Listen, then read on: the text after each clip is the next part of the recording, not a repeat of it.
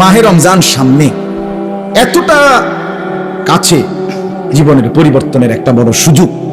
জীবনটা কাজে লাগান, হায়াতটা কাজে লাগান। যুবক ভাই তোমরাও বদলাও, মুরব্বী বাবা আপনারাও বদলান।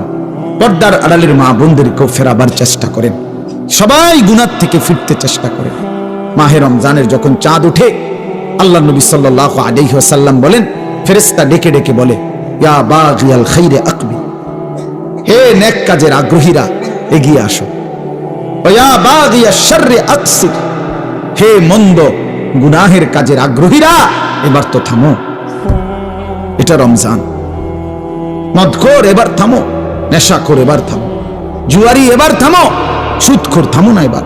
বেপরদা মা, এই মা অটোতে উঠো না, সিএনজিতে উঠো না, ওই বাজারে যাইও না মা, এটা রমজান। জুতা শাড়ি প্যান্ট গহনা অলংকার অন্য মাসে কিনো, এ মাসে যাইও না, এটা রমজান। এটা রমজান, ভাবো তো। যুবক ভাই মোবাইল টিপো না। আহা, ওই দেখেন পিছনে অনেক ছেলে কথা বলে। হায় অপদার্থ জিন্দেগি। কে বলবে, কাকে বলবে, কাকে ফিরাবে, কে ফিরাবে? একজনই কি আর সম্ভব? বাবাদের কোনো হাল ছেড়ে দিছে, মারা হাল ছেড়ে দিছে, অভিভাবকরা হাল ছেড়ে দিছে, সন্তানের পতন দেখতেছে, অধপতন। চুল চেহারা, আপন ঘরে ঘুমায়া মা বাপ জীবিত, কোনদিন এক ওয়াক্ত নামাজ পড়ে না, ফজরের নামাজ পড়ে না, সারা রাত মোবাইলে উলঙ্গ ছবি দেখে। ব্যর্থ মা বাপ তাকায়া তাকায়া নিজ সন্তানের এই ধস দেখতেছে। আফসোসের ব্যাপার, আফসোসের। আপন স্বামী নিজের ব্যর্থতার কারণে নিজের স্ত্রীর বেপরদিগি দেখতেছে, কিছুই করতে পারতেছে না, মনে হয় যেন সে ব্যর্থ কাপুরুষ। বউটা ডেলি বেডি বাজারে যায়, মার্কেটে যায়, রঙ্গরসে হাসে, কথা কয়, টাইট কাপড় পরা, বোরখা নামের একটা টাইট জামা পরে রাখছে, লাল নীল হলুদ কমলা বেগুনি। স্বামী বেচারা অপদার্থের মতো, অসহায়ের মতো তাকায় আছে। আস্তাগফিরুল্লাহ। এই পর্যন্ত কোন ইমানদারের বউ বেপর্দার সুযোগ দেয় নাই, এই কারণে কোন ইমানদারের বউ যায় নাই, কাপুরুষের বউ যায়। এই পর্যন্ত যত বেড়ি বাগছে আরেক বেড়া লইয়া, আগের থেকেই অপদার্থ যে বেড়া এবাডার বউ ভাগ্যে গেছে। কথা বুঝছেন? দিন যে মানে সে ক্ষতিগ্রস্ত হয় না, ক্ষতিগ্রস্ত হয় না। এজন্য এটা ব্যর্থতার কথা। রাগ হবেন না চাচা, এটা কাপুরুষের কথা। অনকার ফোলাফানি শুনে না মানে তো আপনি সিদ্ধান্ত নিয়ে নিলেন। কেমনে সিদ্ধান্ত নিলেন? অনকার পুতে আর কথা শুনে না কেন? সেই পুতে, যে পুতে কথাই শুনে না, আপনার চোখের সামনে আপনার ছেলে নামাজ পড়বে না, একটা সাজদা দিবে না, এত বড় নাফরমান আপনার সম্পত্তি ভোগ করবে, এত বড় নাফরমান আপনার ঘরে খাবে, ঘুমাবে, দুনিয়া ভোগ করবে, আপনি বেঁচে থাকতে এটা মেনে নেবেন কেন মিয়া?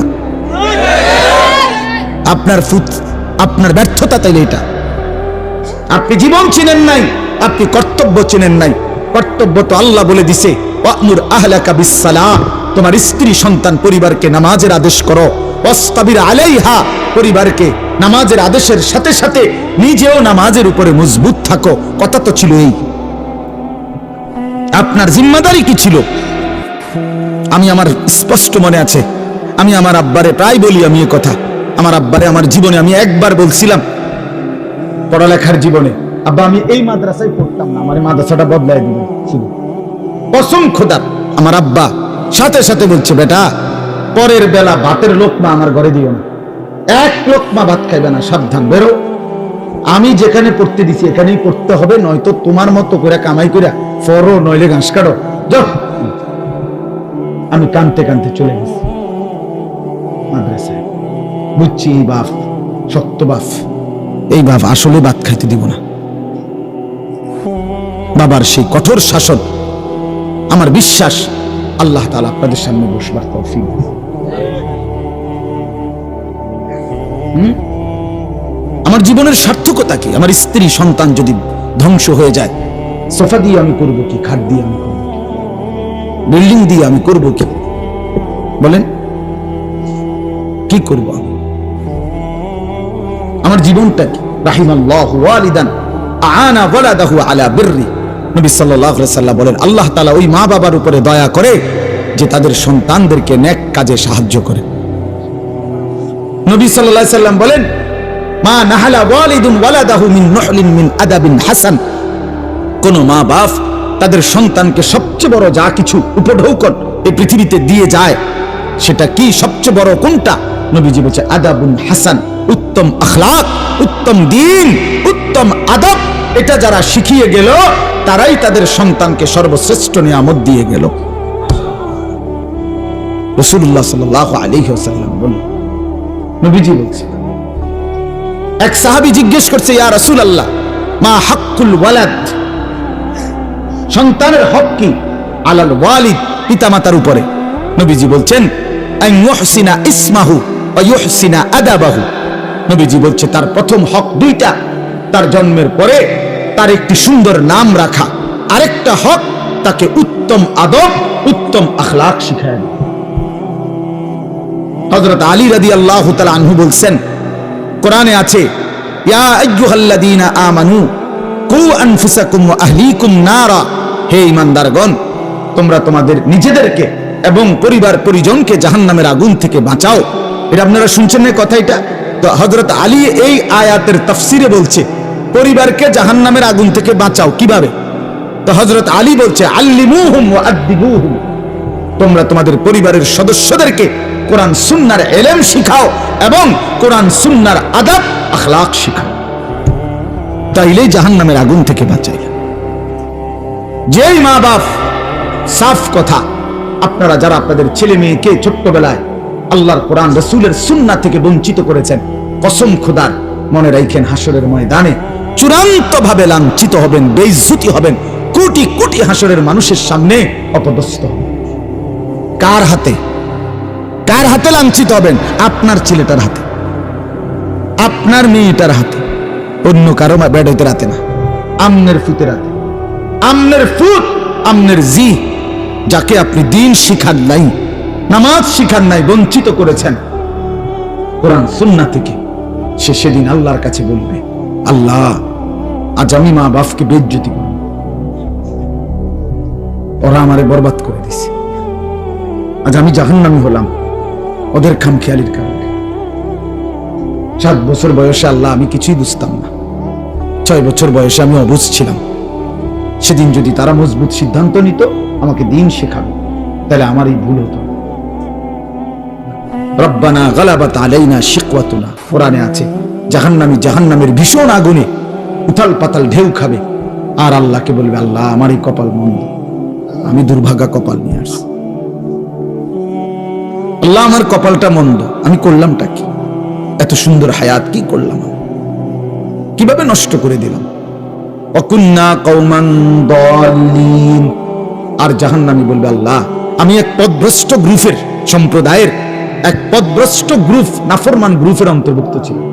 আমি যাদের সাথে চলতাম ফিরতাম, ওরা বিড়ি খাইতো, মদ খাইতো, গাঁজা খাইতো, সুদ খাইতো, ঘুষ খাইতো, কথায় কথায় গাইল লাইতো, নারীর ছবি, নাচ গান, নর্তকীর ছবি, উলঙ্গ দৃশ্য দেখত। আল্লাহ আমি ভালো মানুষ পাই নাই, কোনদিন একটা ভালো মানুষের ছোঁয়া পাইনি, ফলে আজ আমি ধ্বংস হয়ে গেছি। উত্তম সঙ্গী অনেক বড় নিয়ামত। আমার ড্রাইভার আমার সারা জীবন, যে 5 বছর সে আমার গাড়ি চালায়, আমি যতবার তারে চলার পথে নামাজের কথা মনে করাইছি, আমার চাইতে কমপক্ষে 1000 বার বেশি সে আমারে মনে, ঠিকই 5 ওয়াক্ত নামাজের জন্য তার খেয়াল জামাত ধরার প্রতি আমার চাইতে 100 গুণ বেশি, 100 গুণ বেশি। আলহামদুলিল্লাহ, আল্লাহর দয়া, আল্লাহর দয়া।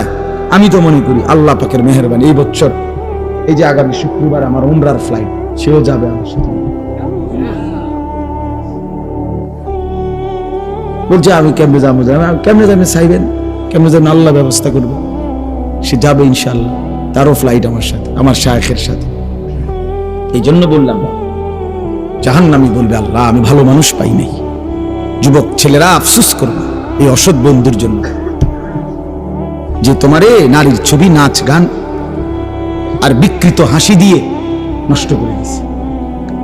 তোমারে কোনো মেয়ের সাথে লাইন করায় দিছে, তোমারে কোনো জুয়ার আড্ডায় শিখায় দিছে, তোমারে কোনো মদের আড্ডায় নিয়ে গেছে। মাথা নোয়াইও না, মাথা নোয়াইলে কি লাভ হবে? আমার থেকে বাঁচা গেলে তো লাভ নেই, আল্লাহর থেকে বাঁচবে কিভাবে সেটা ভেবে দেখে। আমি তো এমনিই চলে যাব, একটু পরে আমি চলে যাব না, আপনারা আপনাদের পথে চলে যাবেন না, তো কে কার কাছে আটকায়? কিন্তু আল্লাহর কাছে। এই জন্য আজকে রমজান সামনেই, আমরা সবাই মিলে নিয়ত করি আমরা বদলাবো ইনশাআল্লাহ। মান লাম ইয়াদা কাওলা যুর ওয়াল আমালা বিহি ফালাইসা লিল্লাহি হাজাতুন আন ইয়াদা তাআমাহু ওয়া শারাবাহু।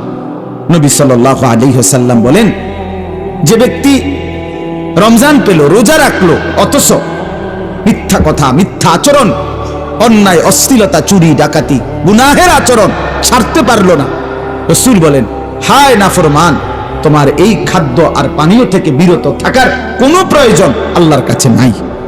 আল্লাহ ভাতের অভাবে, পানির অভাবে তোমারে রোজা রাখতে বলে নাই, তোমারে জান্নাত দেওয়ার জন্য রোজা রাখতে বলছে। তোমারে বলছে লাআল্লাকুম তাত্তাকুন, তোমারে বলছে আমি মুত্তাকি বানাবো বান্দা তোকে, তোর ঈমান আমি নিলাম। বান্দা, ইয়া আইয়ুহাল্লাযীনা আমানু, হে ঈমানদারগণ, মানে হলো বান্দা আমি তোমার ঈমান নিলাম, এবার আমি তোমাকে তাকওয়া দেব, লাআল্লাকুম তাত্তাকুন। তাইলে মাঝখানে একটা মাস সময় নিলাম, ঈমান তোমার গ্রহণ করলাম, তাকওয়া তোমাকে দেব। ঈমান আর তাকওয়া হবে, তোমার ঠিকানা হবে সরাসরি জান্নাত। যে মুত্তাকি সে জান্নাত, যে মুত্তাকি সে কি? উইদ্দাত লিল মুত্তাকিন। আল্লাহ বলছে জান্নাত বানানোই হয়েছে মুত্তাকিদের জন্য। আল্লাহ বলে আমি একটা মাস সময় নিলাম, 30টা দিন বান্দা গুনাহ ছেড়ে দাও, আমার ইবাদতে ডুবে যাও, লেগে যাও। 30 দিনের মাথায় আমি তোমারে মুত্তাকি বানাবো, জান্নাতি বানাবো। ঈমান তোমার পাসপোর্ট, তাকওয়া তোমার ভিসা। পাসপোর্ট নিলাম রোজার আগে, ঈমান নিলাম, একটা মাস রোজার মাস, গুনাহ থেকে বাঁচবা, ইবাদতে লাগবা। 30 দিনের মাথায় আমি আল্লাহ ঈমানের পাসপোর্টে তাকওয়ার ভিসা লাগায় দেব, জান্নাতের ফ্লাইট উঠায় দেব। ঈদের দিন ফ্লাইট। ফ্লাইট কোন দিন? ঈদের দিন ফ্লাইট। ঈদের দিন ফ্লাইট, 1 মাসে ফ্লাইট, 1 মাসে 31 দিন যাব না, হয় 30, নয় বার লাগলে 29, মাগার 31 লাগবে না। 31 রোদ হোক, বৃষ্টি হোক, শীত হোক, গরম হোক, ফ্লাইট কোন দিন? ঈদের দিন, জান্নাতের ফ্লাইট। হাদিসে আছে ঈদের দিন আল্লাহর নিয়ামত প্রাপ্ত জান্নাতি বান্দা, রোজাদার যখন আল্লাহর ইবাদত, ঈদের নামাজ পড়ে, তো ফেরেশতারা ডেকে বলে, যাও আল্লাহর বান্দা, খুশি খুশি যাও, কাদ গাফারাল্লাহু লাকুম, আল্লাহ তোমাকে পুরা মাফ করে দিয়েছে, যাও খুশি খুশি। ফারজিউ রাশিদিনা ইলা রিহালিকুম, যার যার ঘরে খুশি খুশি দিলে সন্তুষ্ট চিত্তে ফিরে যাও, যাও রেডি হও জান্নাতের জন্য, প্রস্তুতি নাও। এজন্য ইনশাআল্লাহ রমজানকে কাজে লাগাও, ঠিক আছে? ইনশাআল্লাহ বলেন ইনশাআল্লাহ। দেখেন আল্লাহ স্পষ্ট বলছে 5টা আয়াতে, কোরআনুল কারীমের সূরা বাকারার 183 নম্বর আয়াত থেকে 187, 5টি আয়াতে রোজার কথা, রমজানের কথা বিস্তারিত বলছে। বলে আল্লাহ লাস্ট বলছে, কাযালিকা ইউবাইয়িনুল্লাহু আয়াতিহি লিন-নাস।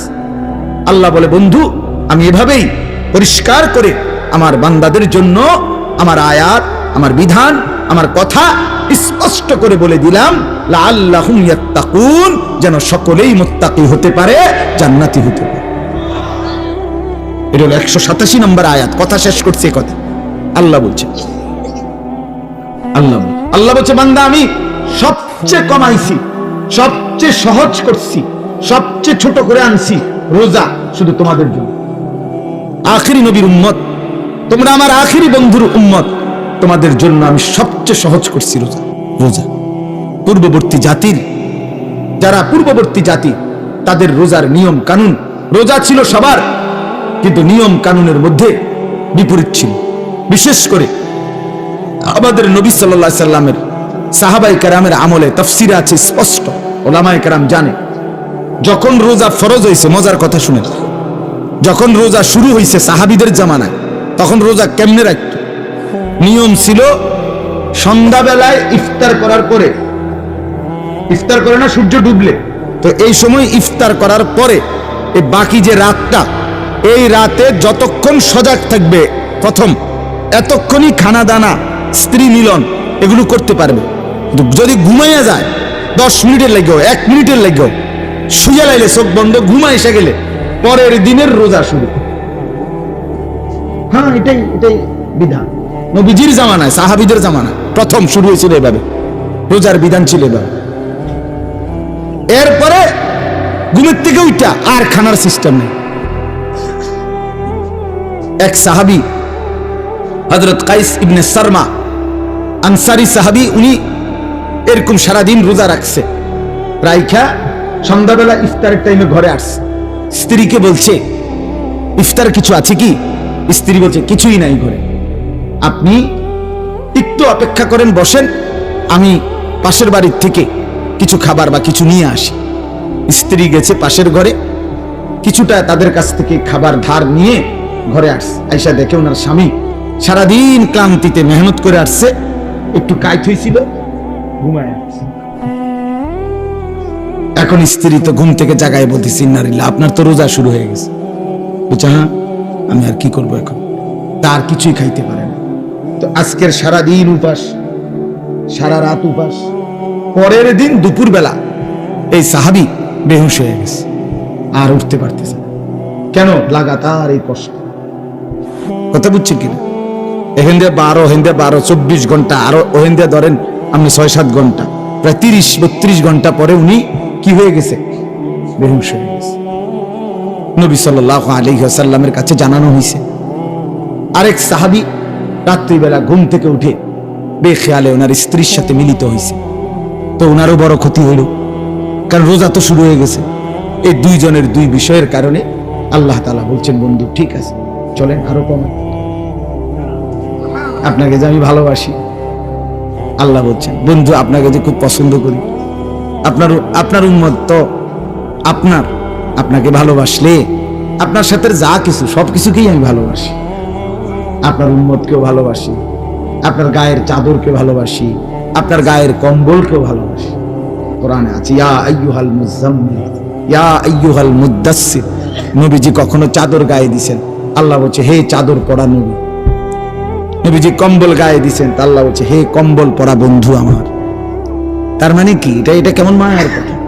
এই রুমালওয়ালা ভাই, আমরা বলি না এটা?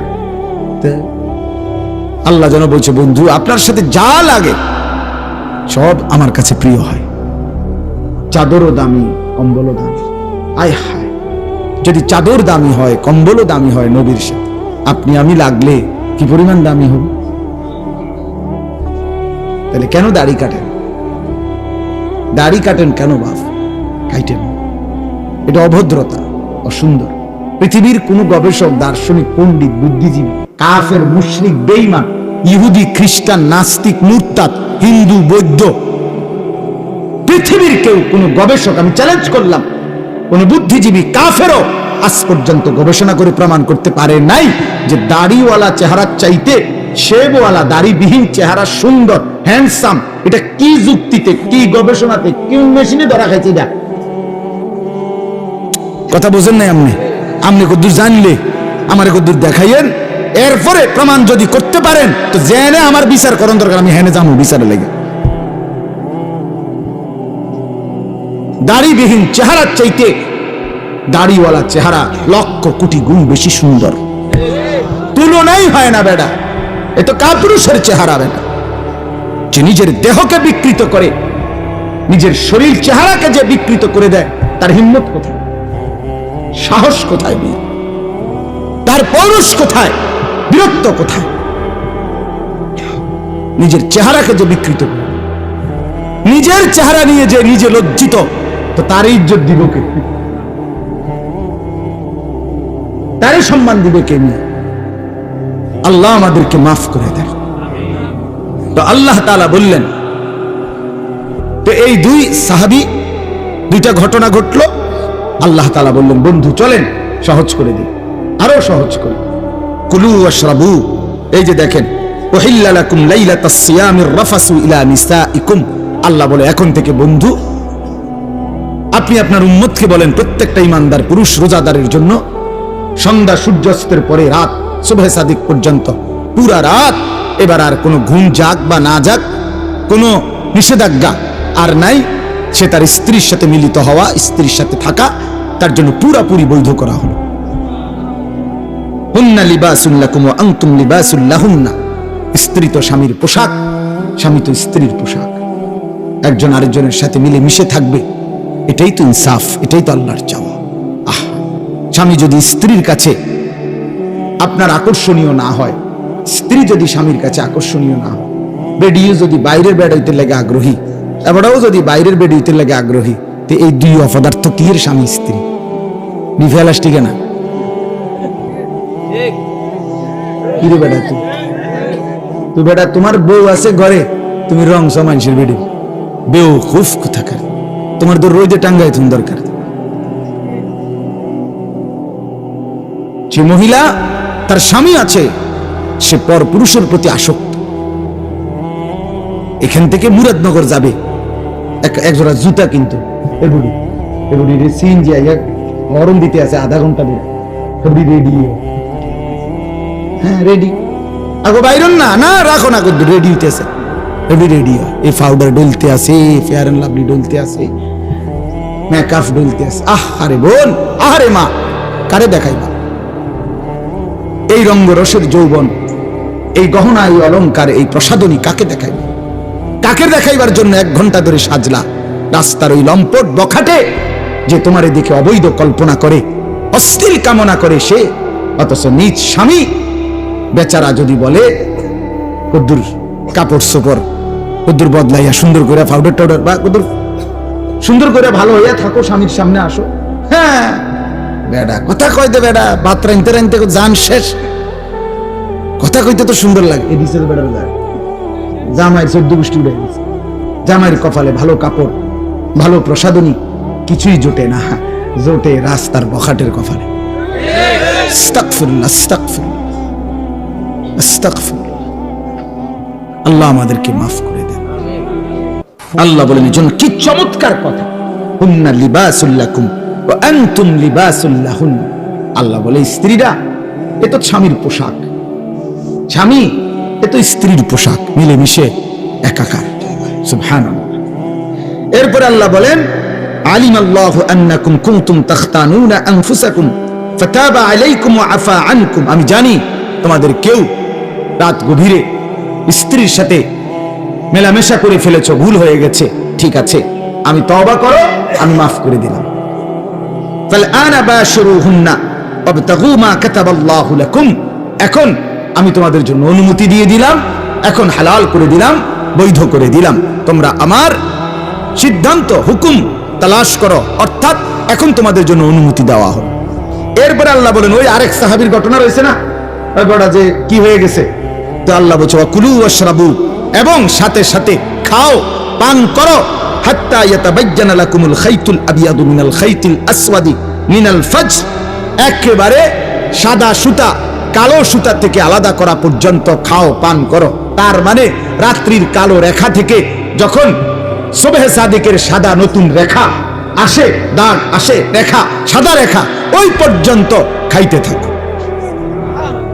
সুম্মা আতিম্মুস সিয়ামা ইলাল লাইল, এবং এরপরে সন্ধ্যা পর্যন্ত, সূর্যাস্ত পর্যন্ত, ওই সুবহে সাদিক থেকে সন্ধ্যা পর্যন্ত রোজাটা পূর্ণ করো। আল্লাহ বলেন ওয়ালা তুবাশিরুহুন্না ওয়া আনতুম আকিফুনা ফিল মাসাজিদ। আর শোনো, তবে যদি রমজানের শেষ দশকে ইতিকাফ করো আল্লাহর ঘরে, তাইলে আর স্ত্রীর সাথে যে কোনো রকমের রাতে দিনে কোনো রকমের মেলামেশা আর নিষিদ্ধ করে দেওয়া হবে। আল্লাহ বলেন এতগুলো কথা যা বললাম, তিলকা হুদুদুল্লাহ, এগুলো আমি আল্লাহ তাআলার বিধি নিষেধের সীমারেখা, ফালা তাকরাবুহা, আমার বিধি নিষেধের লঙ্ঘন করে আমার নাফরমানির কাছে যেও না। কাযালিকা ইউবায়্যিনুল্লাহু আয়াতিহি, আল্লাহ বলেন এভাবে আমি পরিষ্কার করে তোমাদের কাছে সব বলে দিলাম, লাআল্লাহুম ইয়াত্তাকুন, যেন বাস্তবিক অর্থে মুত্তাকি হতে পারো, জান্নাতি হতে পারো। এজন্য বাপ আমাদের জন্য আল্লাহ তাআলা সবচেয়ে সহজ করে দিয়েছেন রমজান, অনেক কমাইয়া আনছেন। কোরআনে আছে ইউরিদুল্লাহু বিকুমুল ইউসরা ওয়ালা ইউরিদু বিকুমুল উসরা। আল্লাহ বলেন আমি তোমাদেরকে সহজ করতে চাই, কঠিন করতে চাই না।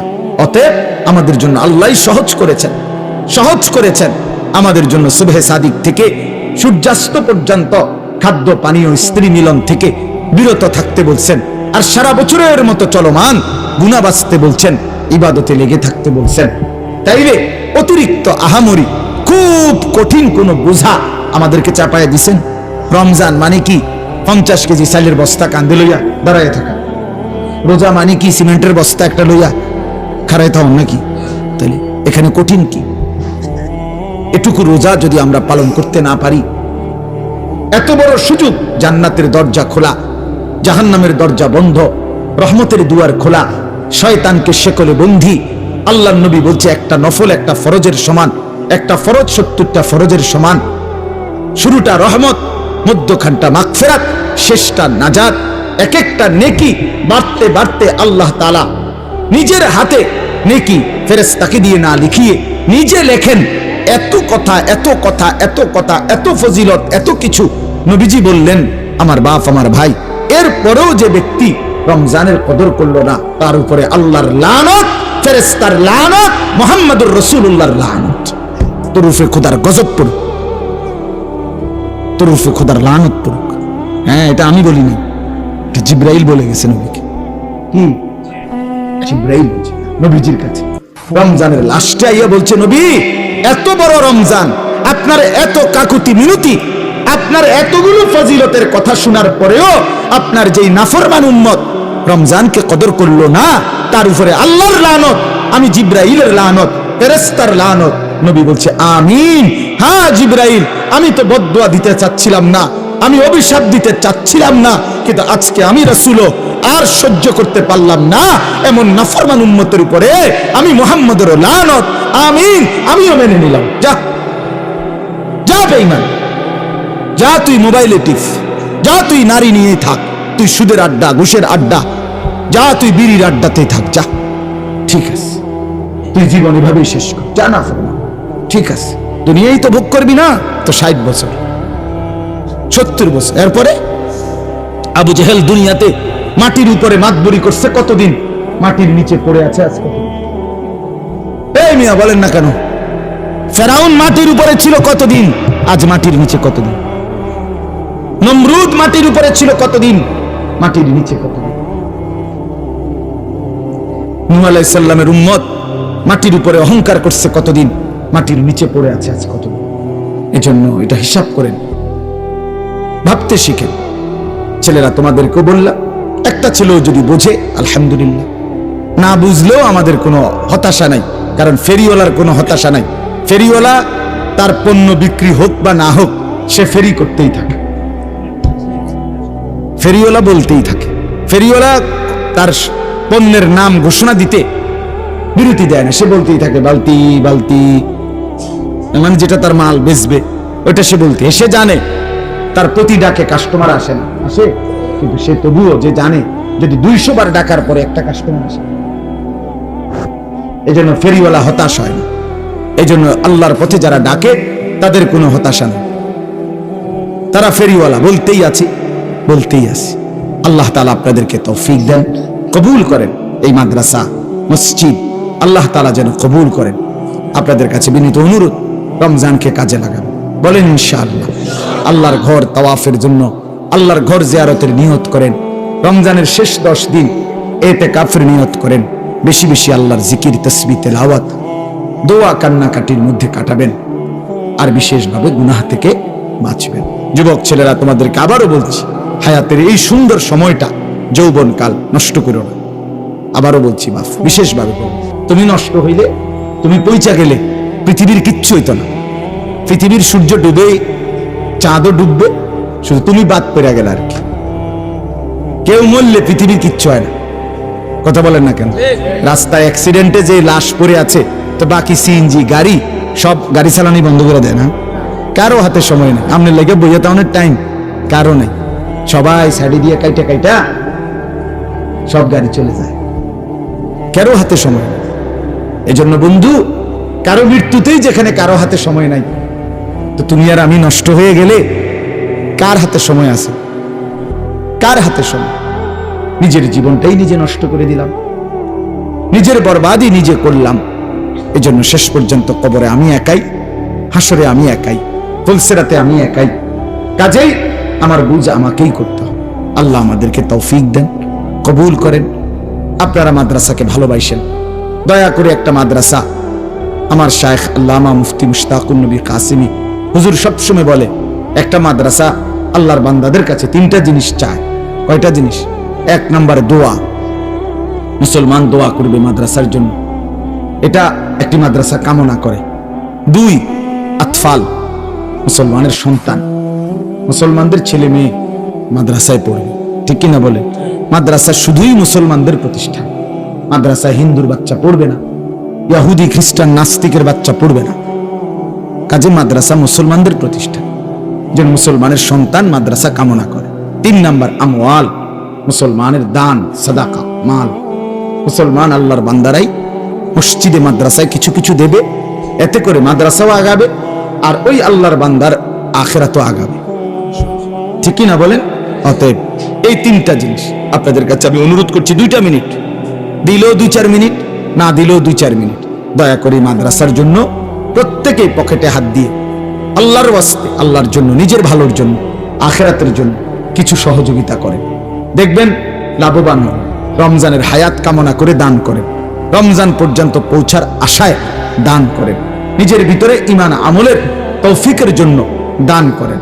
1জন বা 2জন বড় ছাত্র আছে কিনা দেখেন মাদ্রাসার, অথবা এমনি থেকে কেউ উঠে নেন, হাতে নিবেন, রুমালে না, হাতে হাতে নিবেন। আমার শায়েখ আল্লামা মুফতি মুশতাকুন নবী কাসিম হুজুরের কথা হইল হাতে নিতে, মাশাআল্লাহ হাতে নিতে হবে। হুজুর 2000 টাকা দিয়েছেন, আলহামদুলিল্লাহ। হাতে নেন, হাতে, না না রুমাল দিবেন না, হাতে দিবেন, হাতে। যে যা দেয় হাতে নেন, দেন, ফিরাই দিয়েন। যুবক ভাই, তোমার কাছ থেকে যে 10 টাকা হলে 10 টাকাই দাও, 50 টাকা হলে 50 টাকায়, তোমার ভালোর জন্যই দাও। দেখবা এই হয়তো এই ছোট্ট দানে আল্লাহ তোমার জিন্দেগির বড় উপকার। আল্লাহ তৌফিক দান করে।